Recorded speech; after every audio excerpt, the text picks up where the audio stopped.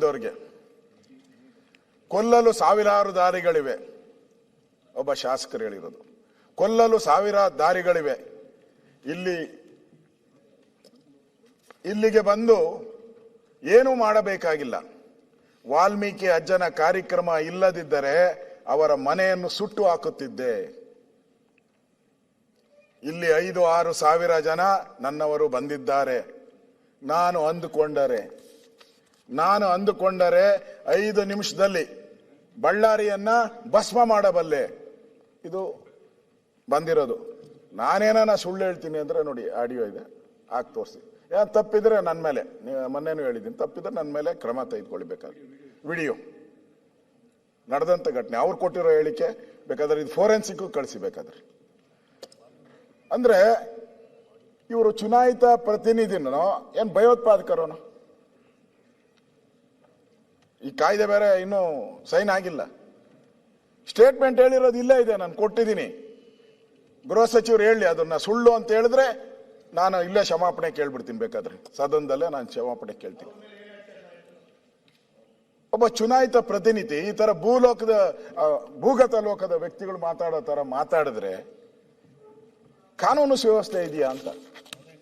ನಮ್ಮ ಇವರು ಡಿ.ಕೆ. ಶಿವಕುಮಾರ್ ಅವರು ಅಲ್ಲೋಗಿ ಹೇಳ್ತಾರೆ, ನಾನು ಪೂರ್ತಿ ನಿನ್ಗೆ ಬೆಂಬಲ ಇದ್ದೀನಿ ಅಂತ. ಯಾರಿಗೆ? ಇವ್ರಿಗೆ.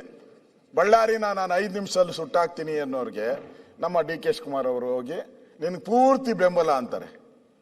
ಏನ್ ಸರ್ಕಾರ ಅಂತಾರೆ ಇದನ್ನ?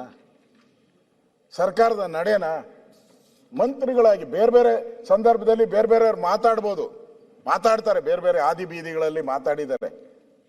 ಆದರೆ ಒಬ್ಬ ಜವಾಬ್ದಾರಿ ಸಂವಿಧಾನದತ್ತವಾಗಿ ಒಂದು ಪ್ರಮಾಣ ವಚನವನ್ನ ಸ್ವೀಕಾರ ಮಾಡಿ, ನಾನು ಈ ಸಂವಿಧಾನವನ್ನ ರಕ್ಷಣೆ ಮಾಡ್ತೀನಿ ಅಂತ ಗವರ್ನರ್ ಮುಂದೆ ನಾವು ಪ್ರಮಾಣ ವಚನ ಸ್ವೀಕಾರ ಮಾಡ್ತಾರೆ. ನಾವು ಮಾಡಿಲ್ಲ. ನಾವು ಬೇಡ ಅಂದ್ರೂ ನೀವು ಬಿಡಲ್ಲ. ಪ್ರತಿ ಅಧಿವೇಶನದಲ್ಲೂ ನೀವು ನಮ್ಗೆ ಕೊಟ್ಟು ಓದಿಸಿ ಸಂವಿಧಾನ ಗೌರವ. ಇದೇನಾ ಗೌರವ?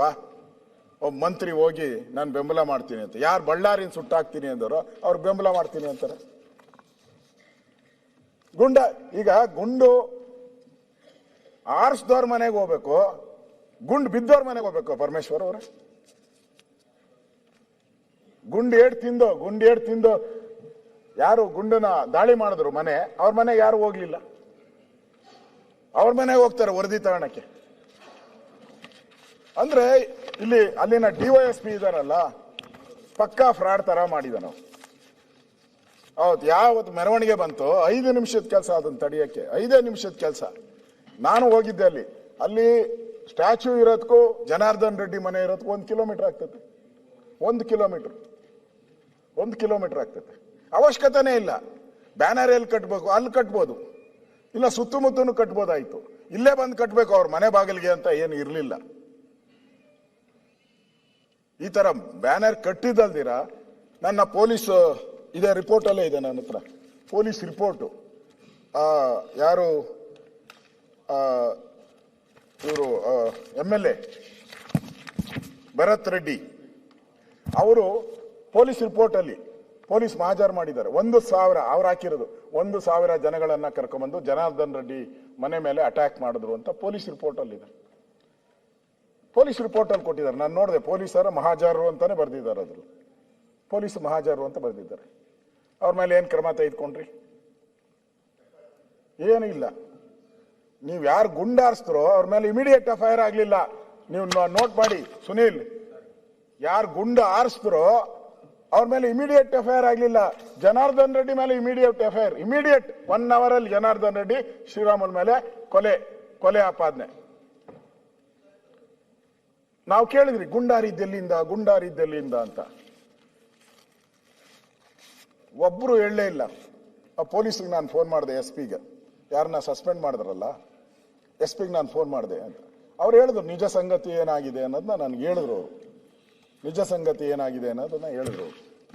ಈ ತರ ಗುಂಡು ಇಲ್ಲಿಂದ ಹಾರಿದೆ ಸರ್, ಅವರು ಕಾಲೇನೋ ಸಾಕ್ಸ್ ಇದು ಶೂ ಇಟ್ಕೊಂಡಿರ್ತಾರಂತೆ, ಆತರ ಹಿಂಗೆ ಹೇಳೋದು ಹತ್ತಿದ ತಕ್ಷಣನೇ ಅದು ಫೈರ್ ಆಯ್ತು ಸರ್, ಗುಂಡಾರಿ ಅವರು ಕಾಂಗ್ರೆಸ್ ಕಾರ್ಯಕರ್ತ ಸತ್ತೋದ ಅಂತ. ಅದನ್ನ ಹೇಳಕ್ಕೆ 3 days ತಗೊಂಡಿದ್ದಾರೆ. ಗುಂಡು ಹಾರಿರೋದನ್ನ ಯಾರು ಅಂತ ಹೇಳಕ್ಕೆ 3 days. ಅದಕ್ಕೆ ಮುಂಚೆ ನಮ್ಮ ಈ ಮಾಧ್ಯಮ